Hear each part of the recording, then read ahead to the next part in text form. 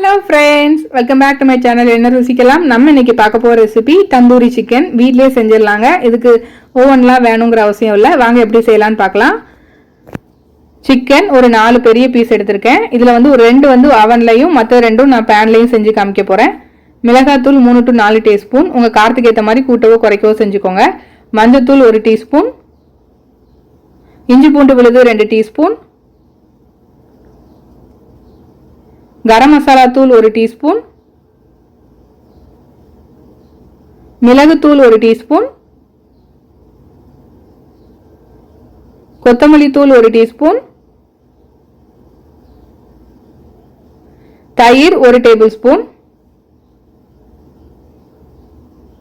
कस्तूरी मेथी 1 teaspoon அதாவது இது உலர்ந்த வெந்தய இலைகளை தான் இந்த மாதிரி வச்சிருக்காங்க. இது இல்லட்டா நீங்க கொத்தமல்லி இலை சேர்த்துக்கோங்க. எண்ணெய் 2 டேபிள் ஸ்பூன்.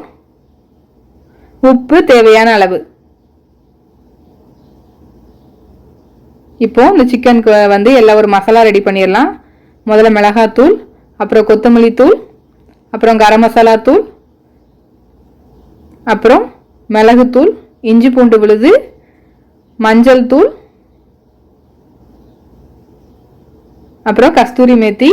இதுக்கு பதிலா உங்கள்கிட்ட இல்லைன்னா நீங்க கொத்தமல்லி இலை சேர்த்துக்கோங்க. நல்ல கொத்தமல்லியை குட்டி குட்டியா கட் பண்ணி சேர்த்துக்கோங்க. அப்புறம் தயிர் சேர்த்துக்கலாம்.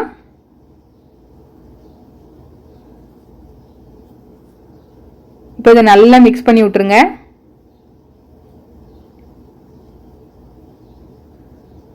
நல்லா மிக்ஸ் பண்ணதுக்கு அப்புறம் இப்போ இதில் நம்ம உப்பு சேர்த்துடலாம். உப்பு சேர்த்து மறுபடியும் நல்லா மிக்ஸ் பண்ணிக்கோங்க. அப்புறம் கொஞ்சம் 1 டேபிள் ஸ்பூன் அளவு எண்ணெய் ஊற்றிட்டு நல்லா மிக்ஸ் பண்ணி வச்சுட்டு இப்போ இதை நம்ம சிக்கனில் அப்ளை பண்ணிடலாம். சிக்கனை வந்து இந்த மாதிரி நல்லா அங்கங்கே இப்படி ஒரு கத்தியை வச்சு கட் பண்ணி எடுத்துக்கோங்க. அப்போ தான் உள்ள வரைக்கும் நல்ல இந்த மசாலா வந்து உள்ள வரைக்கும் நல்லா இறங்கும். இந்த மாதிரி நல்ல எல்லா பக்கமும் நல்லா அப்ளை பண்ணி விடுங்க.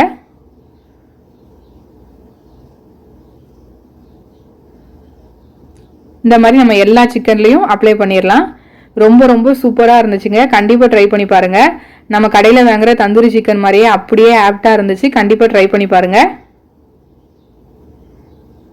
பாருங்கள் இப்போ எல்லாத்துக்கும் அப்ளை பண்ணியாச்சு. இதை இப்போ அப்படியே நம்ம ஒரு பாக்ஸில் போட்டு மூடி வச்சிடலாம். இந்த மாதிரி மேலே சில்லி பவுடர் கொஞ்சம் போட்டிங்கன்னா கலர் கொஞ்சம் எக்ஸ்ட்ரா தூக்கலாக கொடுக்கும். அதனால கொஞ்சம் எக்ஸ்ட்ரா சில்லி பவுடர் மேலே தூவுறேன். உங்களுக்கு வேணான்னா ஸ்கிப் பண்ணிக்கோங்க.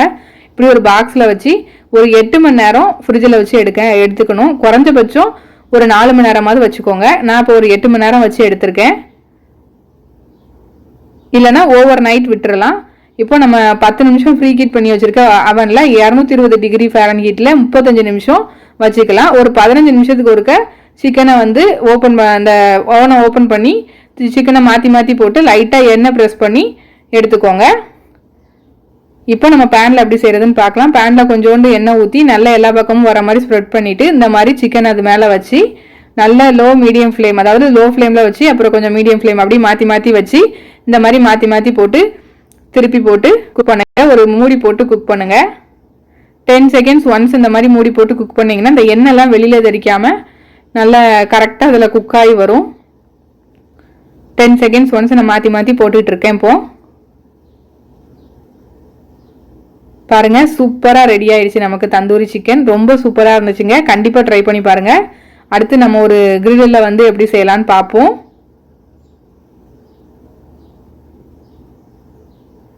இப்படி ஒரு ஸ்பூனு இந்த மாதிரி வச்சு பண்ணிங்கன்னா எல்லா பக்கமும் நல்லா குக் ஆகி வரும். அதுக்கு தான் நான் அப்படி பண்ணேன். இப்போ தனியாக எடுத்து வச்சிடலாம். இப்போ இந்த மாதிரி ஒரு கிரில்லில் வச்சு குக் பண்ணிடுவோம். கிரில்லில் கொஞ்சோண்டு எண்ணெய் தடவிட்டு அதுக்கு மேலே சிக்கனை வச்சு இதை அந்த கிரில்லை க்ளோஸ் பண்ணிடலாம். இதுவும் அதே மாதிரி தான் ஒரு 10 செகண்ட்ஸ் ஒன்ஸ் வந்து மாற்றி மாற்றி போட்டு எண்ணெய் லைட்டாக மேலே தடவி குக் பண்ணணும். உங்கள் வீட்டில் அவன் இருந்துச்சுன்னா அதில் குக் பண்ணுறதா இருந்தால் ஒரு 10 நிமிஷம் இல்லை 15 நிமிஷத்துக்கு ஒன்ஸ் வந்து சிக்கனை மாற்றி மாற்றி போட்டு லைட்டாக மேலே எண்ணெய் இல்லைன்னா பட்டர் இருந்துச்சுன்னா பட்டர் தடவிக்கலாம். இல்லை நெய் இருந்தால் கூட நெய் தடவிக்கலாம். தடவிட்டு இந்த மாதிரி ஒரு 35 மினிட்ஸ் குக் பண்ணணும். இப்போ இதுக்கு வந்து ஒரு கார்லிக் சாஸ் செஞ்சிடலாம். ரொம்ப சூப்பராக இருக்கும். ரொம்ப ஈஸிங்க. பூண்டு ஒரு 12 பீஸ் எடுத்திருக்கேன். முட்டை 1, அதில் உள்ள வெள்ளைக்கரு மட்டும் போதும், அந்த மஞ்சக்கரு வேண்டாம். எண்ணெய் 1/4 கப், கிட்டத்தட்ட 20 டீஸ்பூன். உப்பு தேவையான அளவு. இப்போ ஒரு மிக்சி ஜாரில் நம்ம எடுத்து வச்சுருக்க கார்லிக், அதாவது பூண்டு, உப்பு, கொஞ்சோண்டு லெமன் இதெல்லாம் சேர்த்து முதல்ல நான் உப்பும் கார்லிக்கும் போட்டு லைட்டாக அரைச்சி எடுத்துகிட்டு வந்துடுறேன். அப்புறம் லெமன் ஊற்றி திரும்ப இன்னொரு தடவை அரைச்சிக்கலாம். அரைச்சிட்டு அப்புறம் இதில் வந்து முட்டையோட வெள்ளைக்கரு போட்டு திரும்ப இன்னொரு தடவை அரைச்சிட்டு வரேன். அரைச்சிட்டு கொஞ்சம் கொஞ்சமாக எண்ணெயை முதல்ல நிறைய ஊற்றிடாதீங்க. 1/4 கப் எண்ணெயை கொஞ்சம் கொஞ்சமாக ஊற்றி மறுபடியும் அரைக்கணும். இந்த மாதிரி ஒரு 3-4 தடவை கொஞ்சம் கொஞ்சமாக ஊற்றி அரைச்சிக்கோங்க. அவ்வளோதாங்க, நமக்கு சூப்பரான கார்லிக் சாஸ் ரெடி ஆயிடுச்சு. இது ரொம்ப சூப்பராக இருக்கும், நம்ம கடையில் உள்ள மாதிரியே இருக்கும். கண்டிப்பாக ட்ரை பண்ணி பாருங்கள். இந்த கார்லிக் சாஸுக்கு நான் 12 பல் பூண்டு எடுத்திருக்கேன். ஏன்னா காரம் கொஞ்சம் கம்மியாக இருக்கும் என்னோடய பூண்டில், அதனால அப்படி எடுத்திருக்கேன். நீங்கள் வேணால் ஒரு 6லேருந்து ஒரு 7 பல் பூண்டு எடுத்துக்கோங்க, கரெக்டாக இருக்கும். பாருங்கள், நமக்கு சூப்பரான சிக்கன் தந்தூரி ரெடி ஆகிடுச்சு. இந்த தந்தூரி சிக்கன் வந்து வீட்டிலே பண்ணிடலாங்க. உங்கள் வீட்டில் உள்ளவங்களுக்கும் குழந்தைங்களுக்கும் செஞ்சு கொடுங்க. ரொம்ப சூப்பராக இருக்கும், அப்படியே ரியலாக இருந்துச்சு. கண்டிப்பாக ட்ரை பண்ணி பாருங்கள். இந்த ரெசிபி உங்களுக்கு பிடிச்சிருந்துச்சுன்னா லைக் பண்ணுங்கள், ஷேர் பண்ணுங்கள், கமெண்ட் பண்ணுங்கள். நம்ம என்ன ருசிக்கலாம் சேனலுக்கு சப்ஸ்கிரைப் பண்ணாதவங்க சப்ஸ்கிரைப் பண்ணி பக்கத்தில் உள்ள பெல் ஐக்கானை கிளிக் பண்ணி ஆளுங்கிற பட்டனை கிளிக் பண்ணிக்கோங்க. அப்படின்னா தான் நம்மளோட ஃபியூச்சர் ரெசிபிஸ்லாம் உங்கள் நோட்டிஃபிகேஷன் லிங்க்கில் வரும். Thank you friends.